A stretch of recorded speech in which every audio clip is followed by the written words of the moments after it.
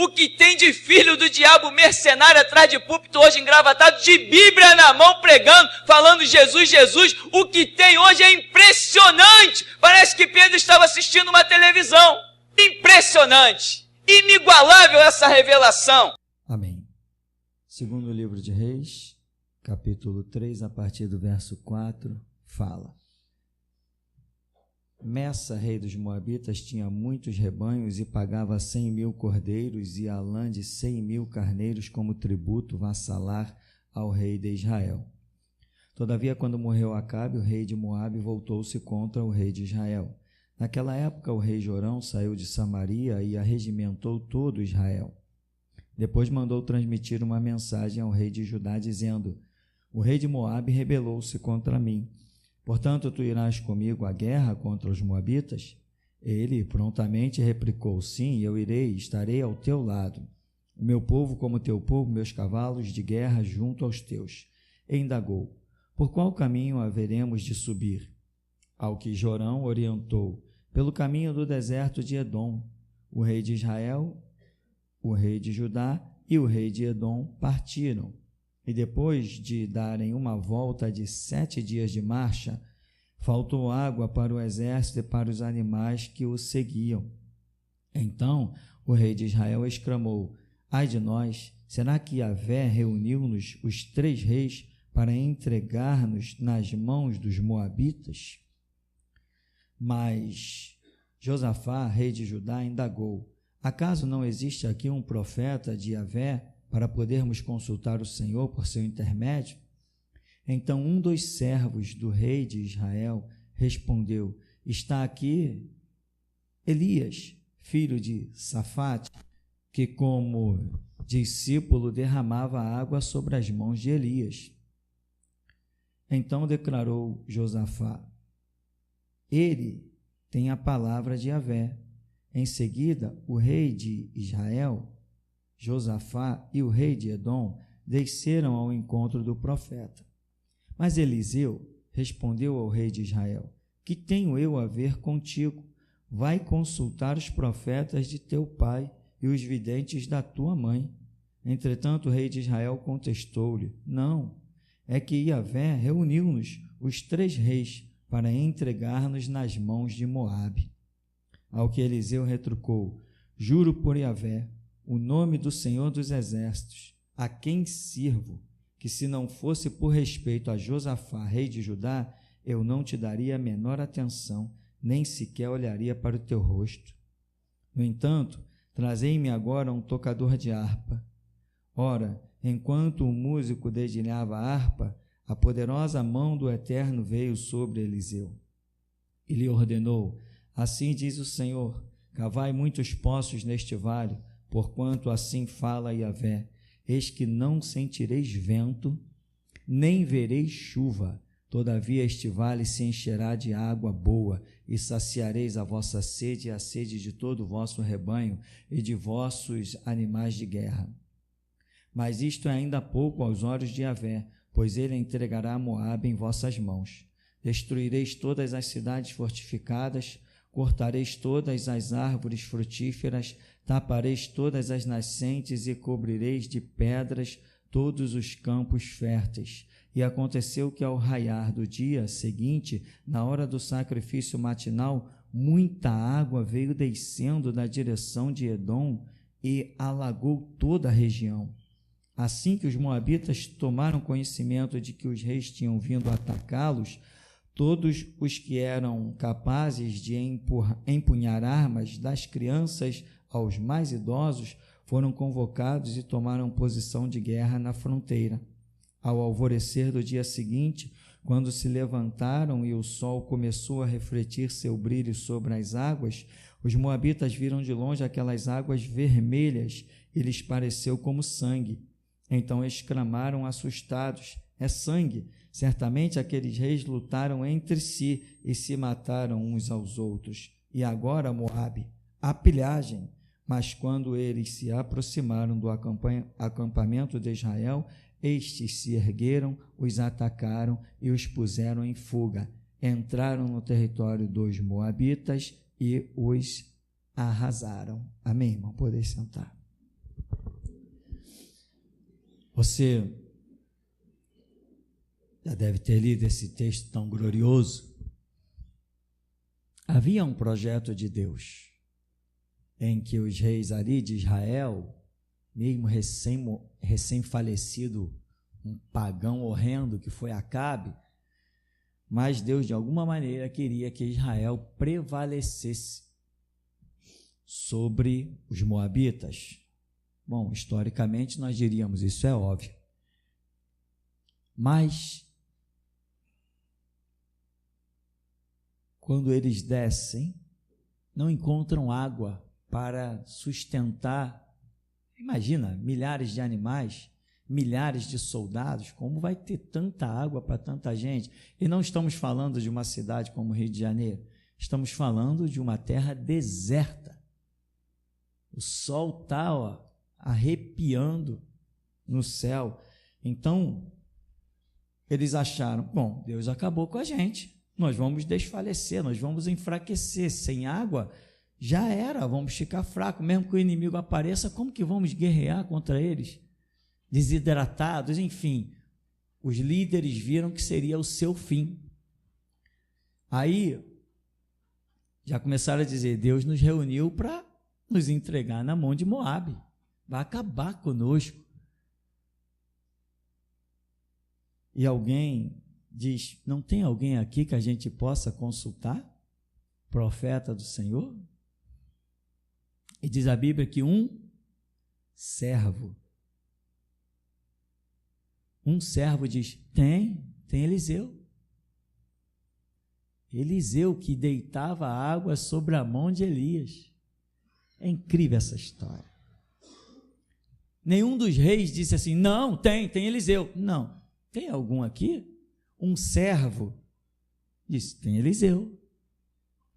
Sabe, irmão, às vezes quem está no poder está mais preocupado com o poder do que com Deus. Está mais preocupado com o poder do que em dobrar os joelhos. O maior poder que possa haver, irmão, o maior poder que possa haver sobre a vida de um homem é a capacidade de dobrar os seus joelhos, colocar o rosto em terra, imaginar os pés do Senhor Jesus e adorar. Esse é o maior poder. Se você ainda não tem esse, toda a sua vida é uma ilusão. O homem mais poderoso é aquele que mais profundamente adora. Esse é o mais poderoso. Não há nenhuma dúvida quanto isso. Não interessa se o camarada é doutor em teologia, é doutor em divindade, que conhece de Gênesis a Apocalipse, de Apocalipse a Gênesis, que sabe grego, hebraico, aramaico, seja lá o que ele quer que saiba, que seja profeta, que seja pregador, que seja o menor adorador, vai ser maior que ele, se ele não for um adorador. Porque Deus não está procurando os teólogos, Deus não está procurando os soldados que derrotam Golias, não está. Jesus disse que o Pai procura os verdadeiros adoradores, que adoram em espírito e em verdade. Então, cuidado para você não deixar passar desapercebida a entrelinha. Quando as pessoas chegam aqui no ministério, eu digo, irmão, vai estudar. Não, pastor, que tal? Irmão, vai estudar. Vai estudar. Porque quando ela estudar, ela vai ter um conhecimento imenso, mas ela vai ter o conhecimento também de que ela precisa ser um adorador. Porque se ela não descobrir isso, ela nunca será nada. E adorar, irmão, não é somente essa forma que nós usamos de abrir a boca, entoar cânticos. Não. Tem adoração em palavras simples, tem adoração no profundo do teu sentimento. Os mudos também adoram, os surdos também adoram. Então, adorar não está resumido a emitir um cântico, emitir notas musicais. Os desafinados também adoram. Os que não sabem cantar também adoram. Às vezes, quem é desafinado e não sabe cantar é mais adorador do que quem é clássico e conhece, que domina a nota musical. Tem gente que às vezes não sabe nem dar uma subidinha no seu tom vocal, mas é mais adorador do que milhões. Porque a verdadeira adoração, ela tem que estar enraizada no coração, não é da boca para fora. E digo mais, quem é um verdadeiro adorador também está pronto para dar a vida por Jesus Cristo. Quer saber se você é um verdadeiro adorador? Se você está pronto para dar a vida por Jesus Cristo. E você pode dizer assim, não, eu não sei. Não, irmão, a questão é o seguinte, eu quero. Não sei se terei forças, mas eu quero. É o teu querer que vai trazer o efetuar de Deus. E quando você tiver, eu achei fantástica aquela visão que o irmão Altair contou sobre o irmão Alexandre, né? Eu via você levar um tiro, ele já tinha me contado essa visão antes de contar aqui, e o irmão Alexandre levar um tiro, e ele caía assim morto, e eu via o espírito dele sair do corpo, e eu me aproximava dele e perguntava, qual a sensação de estar morto? E ele dizia, é glorioso. Isso me impactou, irmão, isso me impactou. E o Espírito Santo me falou, se as pessoas soubessem como é glorioso morrer em Cristo Jesus, elas desejariam a morte ardente. Mas você não sabe, você nunca passou por essa experiência. Quando você for martirizado em Cristo Jesus, que você se dê para morto, você diz, é isso? Se eu soubesse, já tinha morrido antes. Mas você tem medo. A questão é, você já sabe que tem que ser fiel até a morte. Você sabe que não pode negar. Você sabe que vai ter que encarar a fornalha. Você sabe que vai ter que encarar, seja lá o que for. Você sabe. O fato é, você quer. Sim, eu me sinto fraco, me sinto incapaz. Não quero saber se você se sente fraco, se você se sente incapaz. Eu quero saber, o que Deus quer saber é se você quer. Porque o poder dele se aperfeiçoa na tua fraqueza.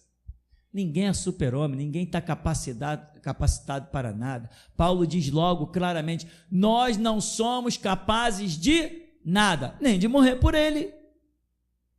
Mas a nossa capacidade vem de Deus. Pedro, quando pensou que estava pronto, Senhor, eu vou contigo até a morte. Não, Pedro, tu não vai. Senhor, eu vou, todos podem te negar, eu não te negarei, eu vou contigo até a morte. Foi. Foi ou não foi? Foi. Não na hora que ele pensou que estava pronto, amém? Mas na hora que Deus quis, Deus o capacitou a tal ponto que ele zombou. Tá pego, agora crucifica esse cara, pera aí, crucifica-me de cabeça para baixo, né? Eu não sou digno de morrer como o meu Senhor. O homem que nega 3 vezes faz essa ironia na hora da sua morte. Os soldados ficam, como é que é? Quando Pedro, peraí. Agora ele vai pedir clemência. Não pediu clemência. Zombou de todo mundo. Mostrou para todo mundo que ele não estava nem aí para a morte. Me crucifica de cabeça para baixo, que eu não sou digno de morrer como o meu Senhor. Então, irmão, esse é um fato. Você sabe que vai ter que passar pelo portal da morte, você pode se achar incapaz, mas eu digo para você, meu irmão, não lute pela sua vida, lute pela sua morte. As pessoas estão por aí que nem loucos, né? Eu tenho que ganhar a vida, eu tenho que fazer acontecer, gerar dinheiro, e vai ficar tudo aí. Tem pessoas lutando pela vida como se não fosse morrer. E o grande mistério para quem conhece Deus é se preparar para a morte, não para a vida. Aquele apartamentinho lá que você tem, vai ficar aí pedra sobre pedra. E pior, tem alguns pais que não sabem administrar as coisas enquanto estão vivos, depois que morrem, ainda deixa filhos se matando. Porque não sabe. Na minha parentela teve caso. O pai morreu, deixou 3 filhos, já adultos, casados com filhos, deixou filhos. Na hora o advogado veio fazer o inventário. Todo carinho, né, chegou para a senhora. Minha senhora, que Deus lhe dê muitos anos de vida, né? Mas todos nós vamos morrer, né? A senhora sabe. Então já podia fazer um inventário, já colocar as coisas no nome dos seus filhos. Seus filhos não vão lhe expulsar de nada disso. É seu. Põe no nome dos seus filhos, porque quando a senhora falecer, que Deus lhe dê muitos anos de vida, né? Mas quando a senhora falecer, seus filhos não vão precisar gastar dinheiro com advogado, inventário, isso é muito caro. Não, eu quero tudo no meu nome. Não deu outra. Incrivelmente, sabe o que aconteceu, irmão? Ela morreu. Deus, ninguém sabe explicar, ela morreu. Claro que ia morrer, todo mundo morre. Olha o cemitério. Não para de crescer, não para de criar cemitério nessa cidade. Morreu a velhinha. Resultado: os filhos gastaram de inventário um horror. Depois, quando vendeu um prédio de 2 andares, não deu nada para nenhum dos filhos. O advogado levou tudo. Pior, ainda foi uma brigalhada que os irmãos morreram sem um falar com o outro. Você tem bens, meu irmão? Olha o meu conselho que eu vou dar para você. Você tem bens? Tem patrimônio? Chega lá, faz um testamento. Testamento. Pá. Quando eu falecer, ou então você diz assim, não, já que eu vou viver eternamente, não adianta começar, porque tu não vai viver eternamente. Tu diz assim, já que eu vou falecer mesmo, não inventaram nada para me segurar nessa terra, quando eu morrer, propriedade tal vai ser vendida, e tantas partes, 40%, 40%, não sei o que, deixa tudo bonitinho, acabou. Não tem motivo para brigar. Quando o testamento for aberto, a justiça vem, faz cumprir. Pronto. Mas tem pai que não, quero tudo no meu nome, que testamento nada, eu vou viver para sempre. Vai só se for para sempre em forma de ossos, lá no cemitério. Lá talvez, nem assim não vai viver para sempre. Então, né, vamos viver a realidade. Graças a Deus nós vamos morrer. Amém, irmão? Porque quando morrermos, vamos abraçar Jesus e vamos dizer, é esse o meu Deus. Então, seja um adorador, enfim. Os reis aqui se reúnem, vão contra Moabe, tem aquela batalha toda. Era um projeto de Deus que eles conquistassem Moabe. Só que eles não têm nem conhecimento de que há um homem de Deus na terra. Mas um humilde servo diz assim, tem o camarada tal, o Eliseu, que era lá, discípulo de Elias. Vamos consultá-lo. Quando eles chegam lá diante de Eliseu, todo bobo, achando, sou o rei. Ah, meu irmão, se tem um erro que as pessoas cometem, é chegar com as suas vestes brilhantes e as suas funções da terra diante de um verdadeiro homem de Deus. Que erro eles cometem? Que erro eles cometem? Eliseu diz assim, você... Que parte eu tenho contigo, cara? Eu não tinha nem que estar olhando para a tua cara. Peraí, o cara é rei, o cara chegou lá com a comitiva, um monte de soldado, um escudo, um monte de cavalo, um monte de espada.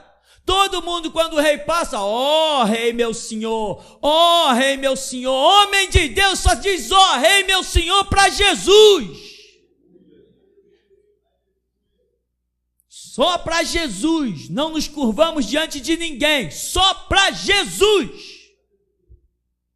Isso tem que forjar a tua alma em metal de bronze, irmão. Se curvar só para Jesus. O camarada chega, vamos consultar, e tem um profeta, nós viemos consultar o Senhor. Não devia nem olhar na tua cara. Só estou olhando em respeito a esse outro aqui, o rei de Judá. Só em respeito a ele, que eu não tinha nem que olhar para a tua cara. Não, porque nós estamos sendo entregues na mão dos inimigos, faltou água e etc. Eu não tinha nem... Imagina se alguém vai irado daquele jeito, ele não deixou nem espaço para Deus falar, a ira dele. Vai consultar os profetas lá do teu pai, vai consultar os profetas lá da tua mãe, vai consultar aquela raça. Não é assim que vocês sempre viveram? Eliseu sempre esteve lá. Elias e Eliseu. Lembra da briga de Elias com Acabe? O pai desse camarada que vai lá consultar. Tinha uma briga ferrenha, a tal da... Como é o nome da mulher? Jezabel. Ninguém pode esquecer esse nome, não. Esse nome é perigoso. Esse nome é terrível. A mulher valia mais que um exército do diabo. Maligna profundamente. Então, eu não tenho parte com vocês. Cadê os profetas de vocês lá? Os que comiam na mesa de vocês, os 400 e tanto, os que Elias matou e etc. Cadê eles lá? Por quê? Desde os tempos de Elias, quando caiu fogo do céu e consumiu lá o holocausto, mandou para matar os profetas de Baal, não mudou nada. A família real não se converteu. Ninguém mudou os seus caminhos. Tanto que Jezabel empreendeu uma busca para querer assassinar Elias. Lembra? Elias, que fazes aqui? Não, mataram os teus profetas, agora estão buscando a minha alma. Ninguém se converteu, nem caindo fogo do céu. Irmão, quando você sentir que você está usadíssimo por Deus, você sentir que entregou uma palavra poderosa a alguém, e esse alguém virar a cara para você, você não é o primeiro, irmão. Já deram coices nas coisas de Deus, há milhares de anos vêm fazendo isso, muito antes de você. Quando você falar a verdade para alguém, sentir que o Espírito Santo saiu de dentro de você para fazer a obra, e alguém disser assim, tu é maluco, tu diz assim, sou maluco por Jesus, dá licença, sai do meu caminho, sacode a poeira do pé e vai embora, porque você não é o primeiro e não será o último. Isso é a realidade. Eliseu diz assim, vieram me consultar, estou irado, como que eu vou falar alguma coisa de Deus para esses caras? Me traz aí um arpista, me traz um tangedor. Aí o homem chegou lá, pronto, veio o Espírito Santo sobre Eliseu. Ele, assim diz o Senhor, cava lá, faz buracos na terra, faz covas na terra, porque vocês não vão ouvir vento nenhum, não vai haver chuva nenhuma, mas o vale vai se encher de água para todas essas milhares de bocas aí, de animais, de homens. Sabe, irmão, quando Deus tem um projeto, ele acontece das formas mais incríveis. Faz buraco, fazer buraco nesse deserto, aí agora entra a tua fé. Deus falou, imagina você no meio do deserto do Saara, né? O mais famoso deserto que a gente sempre ouviu falar desde os tempos do colégio.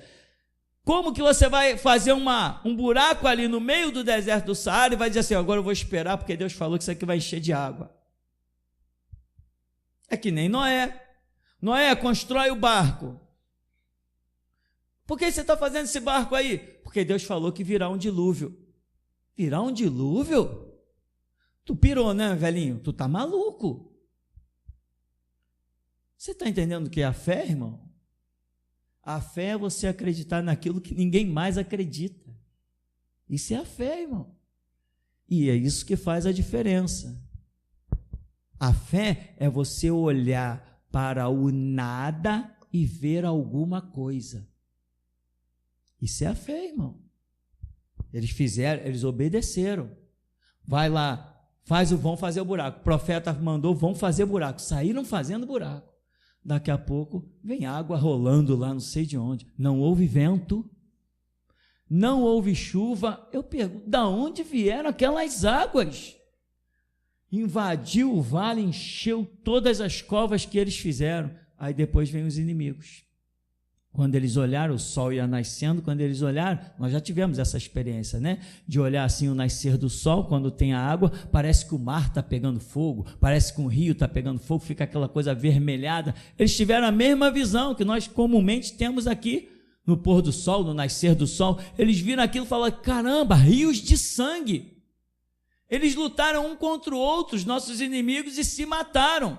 Aí alguém grita, vamos lá, moabitas, tem despojos, ou seja, vamos pegar arma, vamos pegar cavalo, vamos pegar cinturões, vamos pegar cobre, coisas que costumava ter nas guerras, vamos pegar tudo isso. Quando eles foram surpreendidos, não tinha ninguém brigado com ninguém, era só água e o reflexo do sol, e aí caíram na armadilha dos israelitas, e os israelitas determinaram a matança e a vitória, conforme falou o profeta. Agora, outro detalhe. Isso é uma questão de fé, né? Mas você vê que fé, normalmente, irmão, é aquela direção que Deus te dá absurda. Irmão, anota isso no teu caderninho aí, anota. Anota isso. A fé é quando você tem uma direção absurda. Teve um irmão que uma vez estava falando comigo, pastor, eu queria passar numa faculdade, realmente isso foi absurdo. Eu queria passar numa faculdade e eu fiz as provas, mas depois, quando eu olhei o gabarito, eu vi que tinha uma matéria lá de prova. Eu não fiz aquela matéria. Eu não vi na prova, eu deixei toda uma matéria, né? Vamos dizer, tem matemática, química, física, biologia. Vamos supor, a biologia, ele deixou toda em branco, porque ele não viu aquela questão, aquela folha com as perguntas de determinada matéria na prova. Ele deixou tudo em branco. Ele falou, já era. Mas ele tinha antes tido um sonho, que ele via Jesus vir, dar a mão a ele e entrar com ele na faculdade. Ele falou, deixei toda uma matéria em branco, já era, não vou passar. E ele, poxa, mas eu tive aquele sonho. Tá. Uns dias depois, o diretor da faculdade liga para ele. Seu fulano, sou tal. Queria falar contigo, tua vaga está aqui na faculdade. Ele falou, não é possível. Sim, é possível. Você não é o fulano de tal? Você não fez aqui o vestibular, acho que chama, não sei agora. Você não fez o negócio aqui para a faculdade e tal? Fiz, não, mas não tem como. Eu deixei toda uma matéria em branco, eu não vi, eu esqueci de fazer.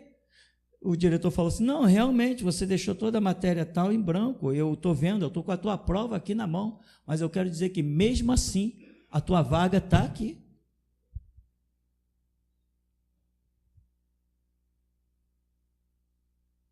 Irmão, isso é tremendo. Isso é tremendo.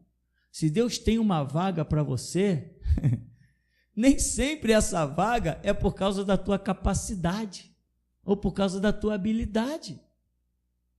Muitos se tornam miseráveis porque dizem assim, aquilo outro, eu não sou capaz disso. Irmão, nós não estamos na terra porque somos capazes de alguma coisa.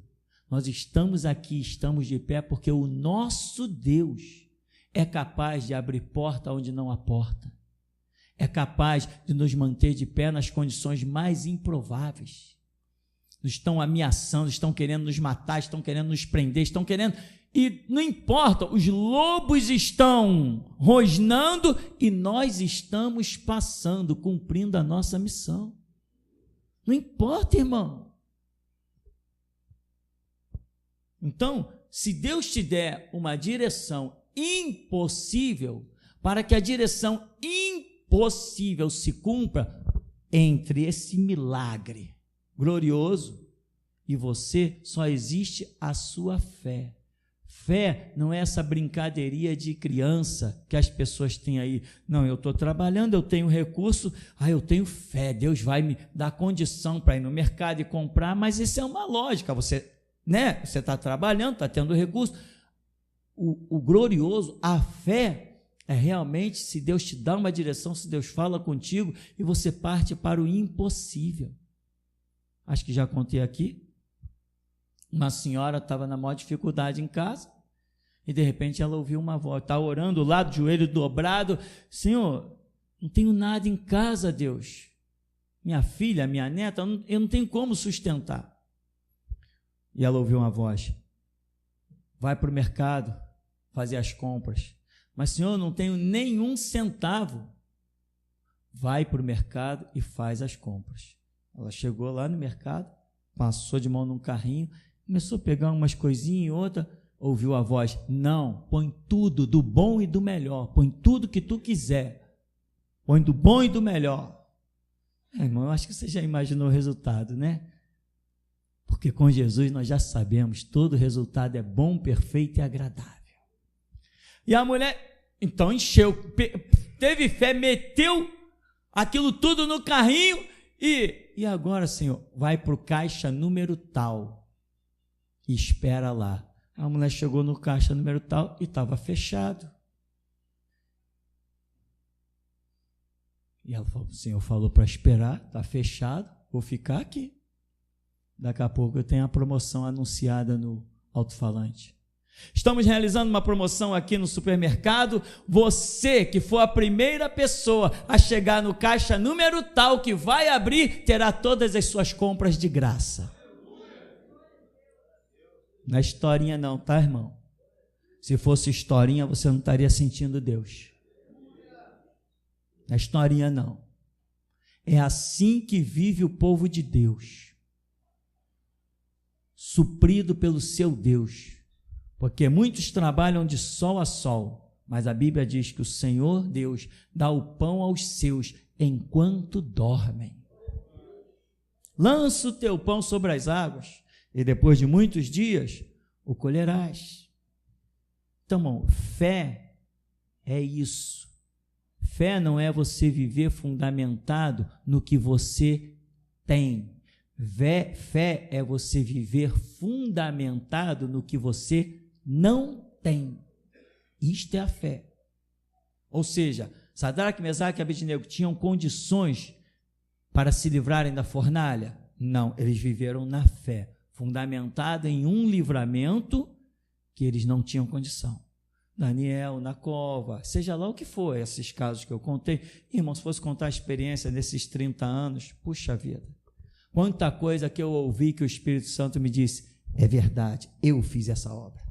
Nós íamos ficar aqui, irmão, e um dia ainda vamos ficar, em nome de Jesus.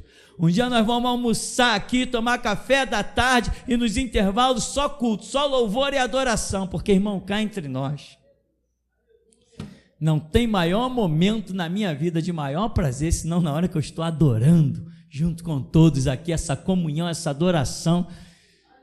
Hoje mesmo aqui nesse louvor eu tive que dar uma segurada no púlpito, a perna bambeia, tu não sabe se vai cair, se vai pular, se vai gritar, mas tu sabe uma coisa, que Deus está sendo adorado pela tua alma, pelo teu espírito. Essas coisas são realmente tremendas. Então, irmão, quando Deus dá uma direção, cava lá, no meio do nada, de onde virão as águas, isso é com Deus. Moisés, esse povo vai comer carne, e não vai comer um dia só não, hein, Moisés? Mas de onde se virá? São 650 mil homens, porventura vamos matar todos os rebanhos do mundo para alimentar esse povo? Moisés, faz o que eu mandei, e tu verás se a minha palavra se cumpre ou não. Agora, não vamos ser meninos, né, irmão? Não vamos ficar aqui ouvindo essas coisas e sair ali da porta para fora, o vagabundo botar arma na tua cabeça, vai morrer, e você, não, por favor, peraí, eu sou inocente. Tu está ouvindo isso aqui para quê? Para chegar lá fora e botar em prática. Vai morrer, quem disse que eu vou morrer? Não, por quê? Não quero saber por quê, quem é que disse aí, quem é que deu essa palavra aí, que eu vou morrer? Morrerei no dia que meu Deus determinar. Quer fazer o teste? A unção que está sobre ti, meu irmão, cancela a existência de qualquer arma. A nossa valentia é o nosso escudo, meu irmão. Seja valente, não te curva a ninguém. Vagabundo não manda na vida de servo de Deus. Você pertence a Jesus, Ele é o teu Deus, Ele é o teu Senhor. Não é vagabundo que dá ordem para você, não. Não diz a Escritura, Deus é o nosso refúgio, Deus é o nosso escudo, Deus é a nossa fortaleza? Então acabou, levanta o teu Deus diante de ti. Tem que ser assim mesmo, é exatamente assim, não tem outro jeito não, é esse ou não tem outro. Isso é fé, você acreditar no impossível. Vai morrer, como vou morrer? Eu creio no impossível. Meu Deus cancela, abala. Meu Deus translada o meu corpo. O meu Deus traz livramento de onde não há livramento. Então, se Deus te mandar ir no teu armário para pegar o arroz, e você saber que lá não tem arroz, porque você já foi lá 5, 6 vezes, agora vai, mas vai pronto para colher. Isso é a fé. Eliseu, eu gosto muito dessa vida aqui de Eliseu, porque eu não vejo ele reverenciar nenhum rei. Me amarro nesse personagem bíblico. Ele nunca reverencia nenhum rei. Ele ainda tem um lance de uma mulher lá, que ele diz assim: mulher, vai tudo bem contigo? O que tu precisa? Não, eu não preciso nada. Não, tem alguma coisa que você quer que eu peça ao rei por você? Ou seja, o que você quer? Eu vou lá, vou falar com o rei, e ele vai me obedecer, ele vai fazer. Que coisa impressionante. Amém, meu irmão? Você não está aqui para curvar a tua cabeça diante de homens. O Deus que te chamou como adorador e servo dele. Ao Senhor teu Deus adorarás e só a ele servirás. Tem um homem que coloca, um historiador, nos filmes de José é retirado do cárcere para interpretar o sonho de Faraó. Aí alguém diz assim: ó, quando tu aparecer na frente de Faraó, tu te curva. Aí José diz logo: mas eu não posso, eu só me curvo diante de Deus. Não, rapaz, tu quer morrer? Te curva diante de Faraó, hein? Vamos lá, e deram um banho em José, trocaram as roupas dele para ele aparecer na frente de Faraó. Quando Faraó levanta do trono, todo mundo se curvou. Aí José vem entrando na direção de Faraó, alguém diz assim: se curva, se curva. Aí José diz assim: mas eu não posso. José abaixa a cabeça assim: eu não posso. Aí Faraó escuta e diz: não pode se curvar diante de mim? Aí, desculpa, meu senhor, mas eu só me curvo diante do meu Deus. Aí Faraó diz assim: estão vendo isso? Eis aqui um homem que eu sei que não mentirá para mim, porque não teme pela própria vida. Ele não vai mentir para mim, porque ele não teme pela própria vida. Eu tive esse sonho.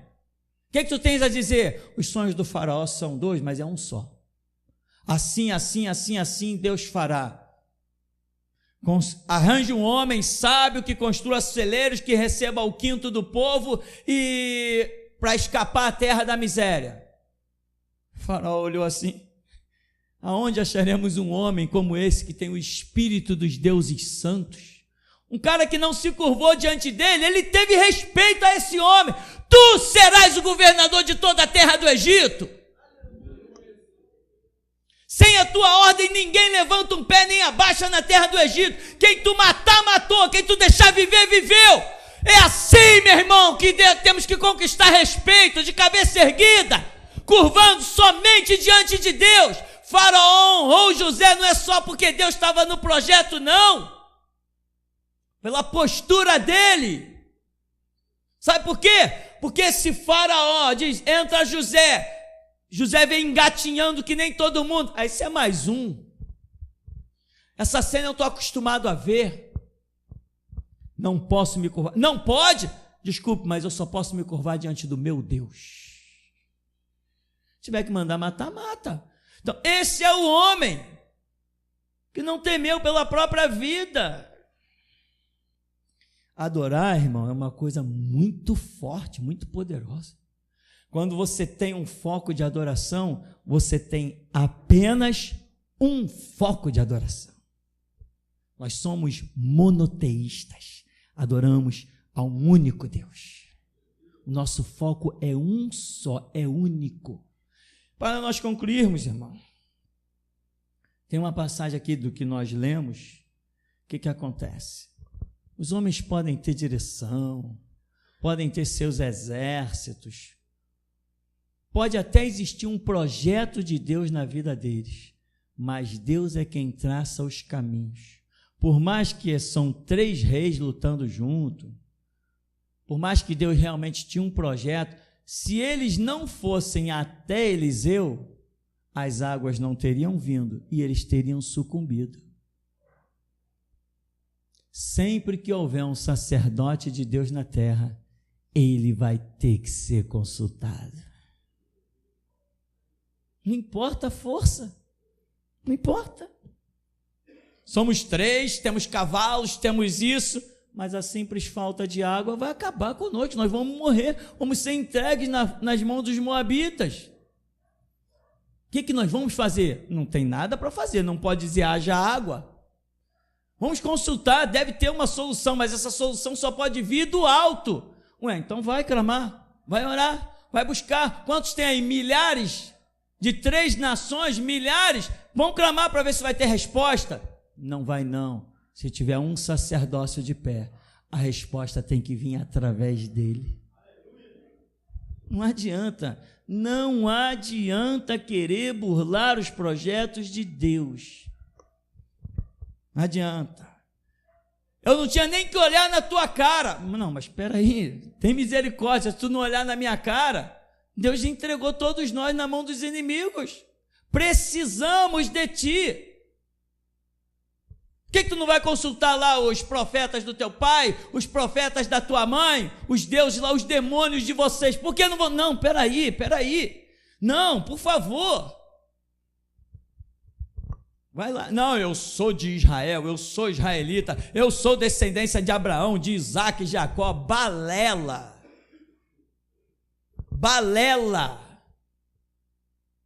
Não interessa a descendência, interessa quem está de pé. Isso é que interessa. Essa parte também muito me chama a atenção. Se eles não fossem a Eliseu, eles teriam sucumbido. Eu digo mais. Se Eliseu não estivesse de pé e eles não tivessem a quem recorrer, ia ficar feia a coisa. O que faz diferença na terra, meu irmão, acredite, é o sacerdócio. É a intercessão. Deus não fala direto com o homem. Deus fala com o homem através de um sacerdócio. Israel está lá no Egito, não tem profeta, nem cantar eles não cantavam. Já tinham até esquecido os cânticos de Sião, os cânticos em hebraico, os cânticos de lá da terra, como chamava? Canaã. Já tinham esquecido os cânticos de Canaã, de onde tinham saído com Jacó, 70 famílias, já tinham esquecido tudo, estão lá apenas como escravos. Foi o levante de Moisés que levantou Israel. Amém, irmão? E quando alguém diz assim, Moisés, tu não é só profeta não, hein? Deus também fala com a gente. Olha o resultado. E alguém também diz, qual é, Moisés? Nós também somos príncipes das tribos de Israel. Tu está querendo se engrandecer sobre o povo do Senhor? Olha o resultado. Quando Deus elege uma coluna chamada sacerdócio, meu irmão, o homem pode rodar o planeta Terra. Se não for lá se curvar diante dessa coluna, ele está ferrado. Por isso que o reino dos céus é somente para os humildes, e bem-aventurados humildes, porque deles é o reino dos céus. Amém? Até aqui nos tem ajudado, Senhor. Louvado seja o nome do nosso Deus que é santo. A minha alma estremece diante do nosso Deus que é vivo e poderoso. Pastor, a visão que o Espírito Santo me deu, eu vi quando nasceu uma corrente. E essa corrente, ela atravessava essa porta e invadia o mundo afora.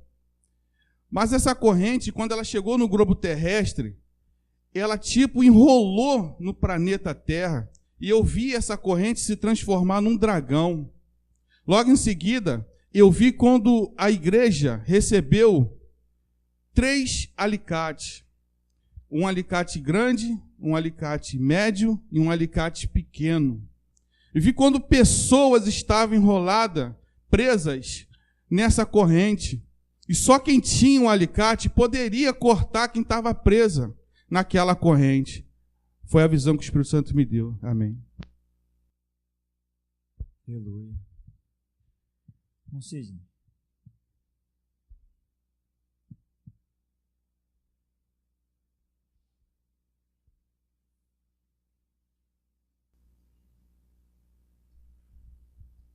A paz. Põe de frente assim. Põe mais. Tá ligado? Não, tá ligado. A paz para a igreja, irmão. Pastor, Deus me deu uma visão. Esses anjos estão sempre aqui. 2 anjos muito fortes. Ele ficava ali em frente à igreja, virado para a igreja, para o púlpito. E entravam uns soldados na igreja, muitos soldados. E esses soldados, eles traziam na mão um capacete e uma espada. E esse capacete e essa espada era colocado em alguns irmãos, não eram todos, tá? E alguns soldados ficavam aqui na frente, com alguns capacetes, como que se estivesse, e espada também, como se estivesse esperando algo. E o Senhor recebia uma armadura, sabe? Uma armadura muito, muito forte, muito bonita, sabe? E até aqui no teu antebraço também tinha tipo um escudo, tipo uma armadura também. E logo a seguir, quando as irmãs estavam louvando, eu não sei se vou conseguir, sobrevoavam muitos anjos aqui na igreja. E durante os louvores que elas estavam louvando ao Senhor, e eram muitos anjos que sobrevoavam a igreja. E logo depois, quando o irmão Samuel usava o saxe, e esses mesmos soldados, quando ele estava louvando, detalhe que eles ficavam aqui em pé, como se estivessem esperando algo, e esses mesmos soldados, eles pegavam, aquilo que se toca no exército, né, acho que é trompete, né, e eles acompanhavam Samuel o tempo todo. E depois eles continuavam aqui, me chamava a atenção isso, interessante. E depois o Senhor chamou o Samuel de novo a tocar, e eles continuaram, era uma festa muito grande aqui. Essa foi a visão que o Senhor me deu. Amém. Aleluia, Deus. Bom, Marquinhos.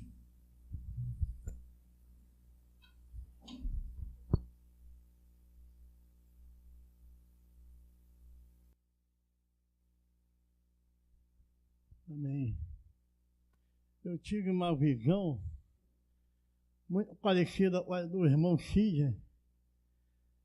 Uma glória tremenda no louvor, isso aí é notório para todos. Os anjos passeando dentro da igreja, alguns ouvindo parados e outros realmente se mexendo, andando pela igreja. Mas uma coisa que me chamou a atenção foi quando o Samuel começou a louvar um trompete, né? Um anjo se posicionou na frente dele e começou a reger, exatamente como se fosse uma orquestra. Parecia que havia outros instrumentos, mas só tinha ele lá e o playback. Mas eu, na minha visão, era como se fosse uma orquestra, e o anjo regeu até o final. Aí depois ele tinha aquela, como chama? Aquela vareta que rege. Isso daí. No final, ele entregou para Samuel e disse para ele, guarda por enquanto. Ele entregou para ele. Amém. A vaqueta era de ouro. Amém. Até aqui. Mas não pensa que já pode dar aula para mim, não. Irmão, tá aí. Breve vai dar, né? Amém. Já estou cansado de ensinar, tá na hora de aprender um pouco.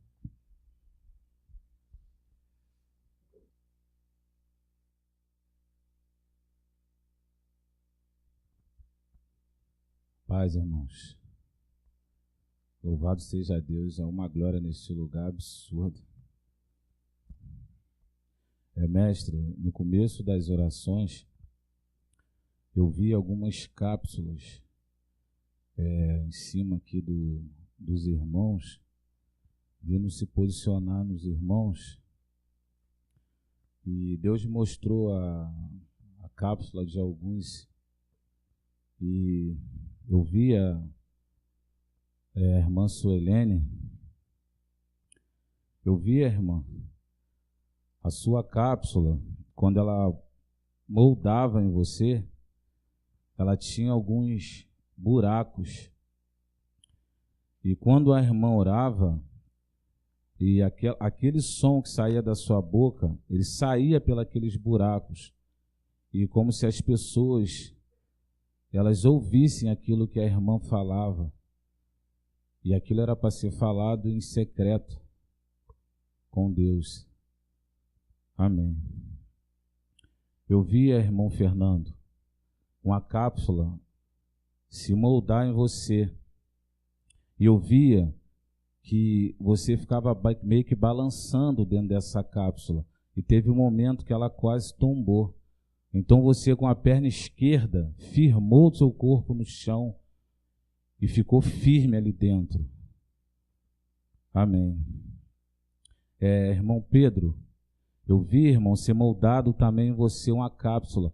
Mas quando era moldada, da parte da cintura para cima, ela ficava aberta. A irmã Renata, a esposa do irmão Rafael, eu via se chegar até você também uma cápsula. Só que da parte dos pés até em cima ficava totalmente aberta. Louvado seja Deus. Eu tive uma visão, mestre, com a irmã Isabel do Nordeste, onde eu vi ela andando, ela tinha um fone no ouvido. Eu vi ela andando pela rua e vi uma enchente muito grande, muito suja vir em direção a ela. E eu via que quando chegava para pegar nela, aquela enchente se abria e ela ficava no meio e aquilo passava. E quando passava, eu via que um vento soprava, eu via quando os cabelos delas, sabe, tipo voavam assim e ela não se apercebia. E ela olhou assim para trás e não viu nada, porque a enchente, aquela coisa horrorosa, já havia passado, mas não a atingiu. Eu tive uma visão com o irmão Ivanivaldo, onde eu vi ele num lugar, um quarto ou uma sala, parecia que ele estava assistindo o culto. E eu vi que vários anjos se posicionaram em volta dele. Eu vi quando ele se arrepiava, ele sentiu aquela presença, sabe? Naquele lugar, e Deus me deu uma palavra para dar a ele. E assim diz o Senhor, irmão, você não está sozinho nessa luta.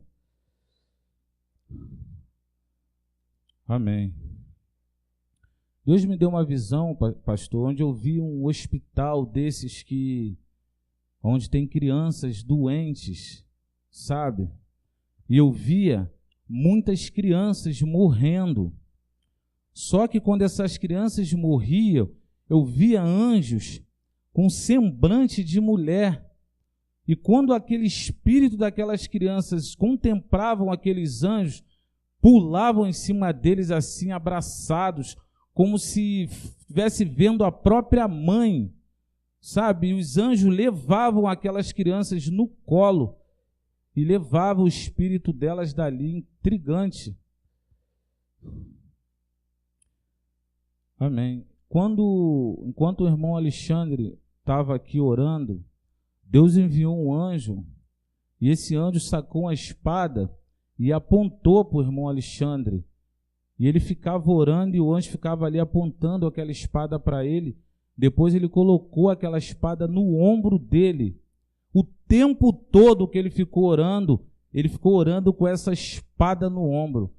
Quando terminou a oração dele, o anjo colocou essa espada na cintura, fez como um sinal de reverência e foi embora. Louvado seja Deus.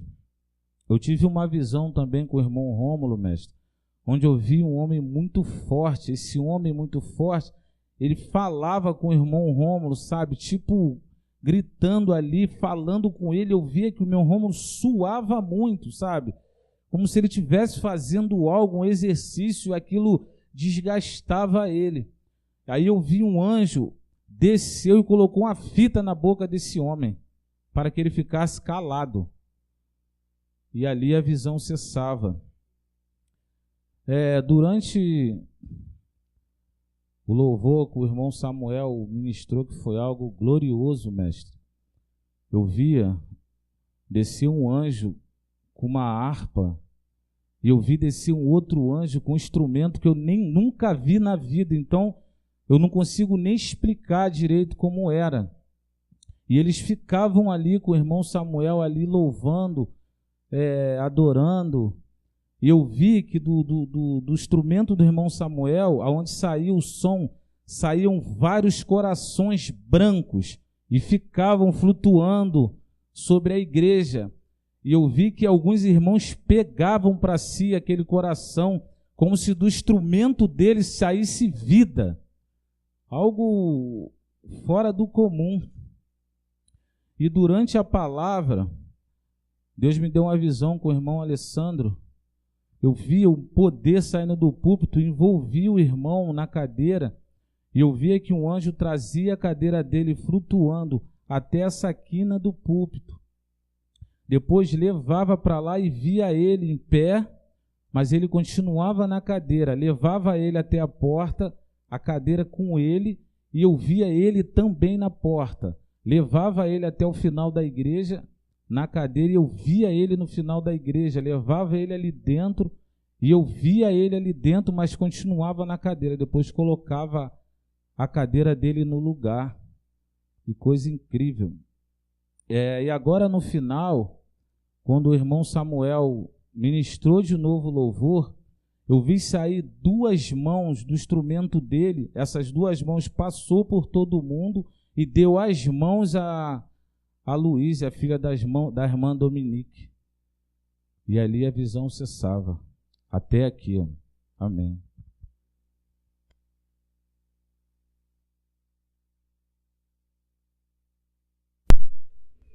Eu vi uma espada que descia do céu à terra.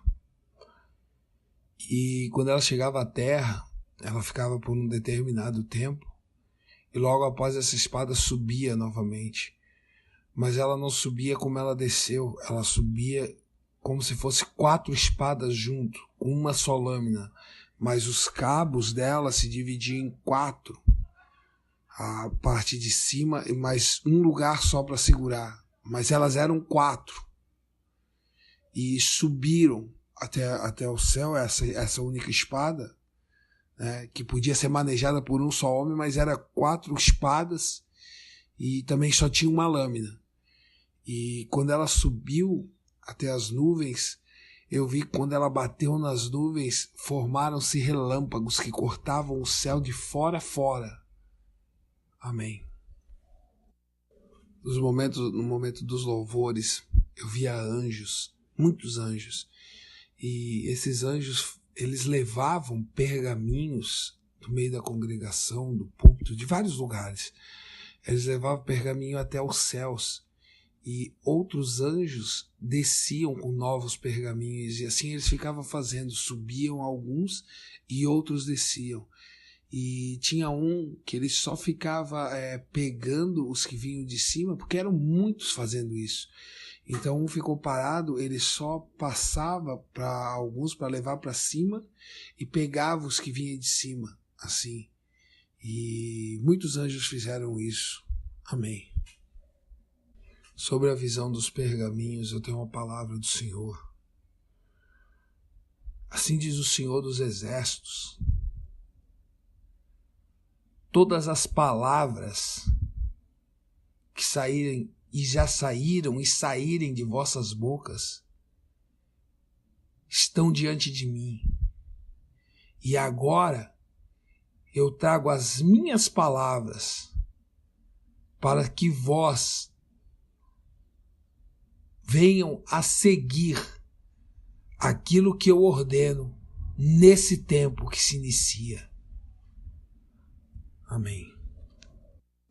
Quando o irmão Samuel estava tocando saxofone, eu vi pelo lado direito e pelo lado esquerdo como se fosse 2 cordas amarrando ele, e essas cordas vinham do alto, dos céus, mas ela é semelhante a cordas, porque era uma coisa muito luminosa, assim, que protegia ele e vinha fechando ele nesse momento dos 2 lados. Amém. Quando o irmão Alexandre estava orando, eu tive duas visões. Eu vi quando ele falou sobre a África, eu vi uma grande espada luminosa. Eu vi aquele lugar todo em trevas, e eu vi uma grande espada que foi no lugar onde estão assistindo o culto, e ela tocou como que no teto do local e iluminou, e todos ali viraram luz. E eu vi também, quando o irmão falou de dar espada e escudo para os que estão ouvindo o culto espalhados pelo mundo, eu vi muitos em frente de computador recebendo escudos na sua mão esquerda e uma espada na sua mão direita. Amém.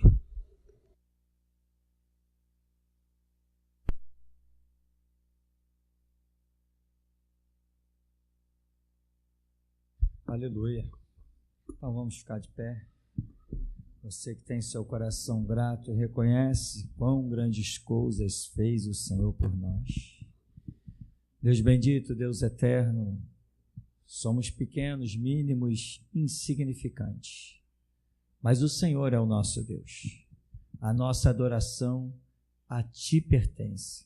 O nosso fôlego de vida, Senhor, é para Ti. Sabemos em quem temos crido, a quem servimos. Estamos certos de que Tu és poderoso. Fortifica-nos, anima-nos, pois nós queremos que se cumpra sobre nós a palavra que diz: ser fiel até a morte e dar-te-ei a coroa da vida. Ensina-nos e conduz-nos, ó Deus, para que Teu bendito e santo nome seja glorificado. Leva-nos na Tua graça, na Tua paz, leva-nos nos Teus propósitos, pois nós certamente somos os Teus guerreiros.